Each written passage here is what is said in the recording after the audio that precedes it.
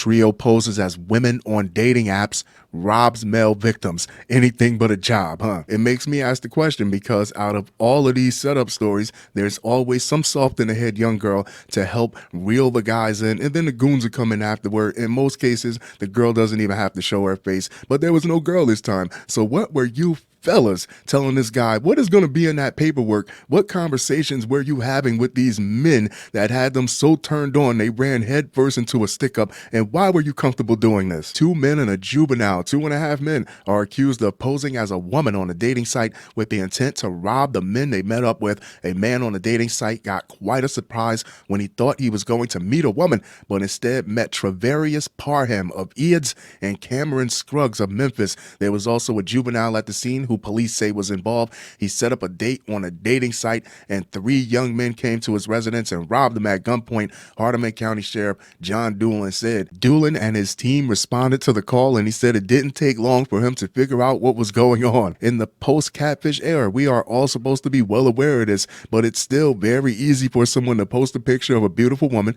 have a certain conversation. We know what type of conversation they were having. They weren't talking about meeting up, holding hands, and taking a long walk on the beach. They were talking about having nasty sex with each other, these guys, and it was more than enough for someone to drop their addy. No, we're not going to meet in a public place first. I need you to come straight to my crib. We developed some suspects pretty quick and set up a little operation, and the operation turned out successful. Well, they're stupid, so it wasn't like you really needed your big guns on the case. Doolen said within a day, the alleged robbers set up another date at the Bolivar Inn Motel. It sounds like a death trap, but little did they know that what was supposed to be an unsuspecting victim was onto them. Doolen told WREG his department made an account and arranged a date with the men. When the trio arrived, police say they arrived with masks, hoodies, and guns. They were all taken into custody. Parham and Scruggs are facing multiple charges, including aggravated robbery, tampering with evidence, and possession of a firearm to commit a felony. The bond for each alleged participant is set at $200,000. The Hardeman County Sheriff's Office is also searching for other possible victims. You know they are some.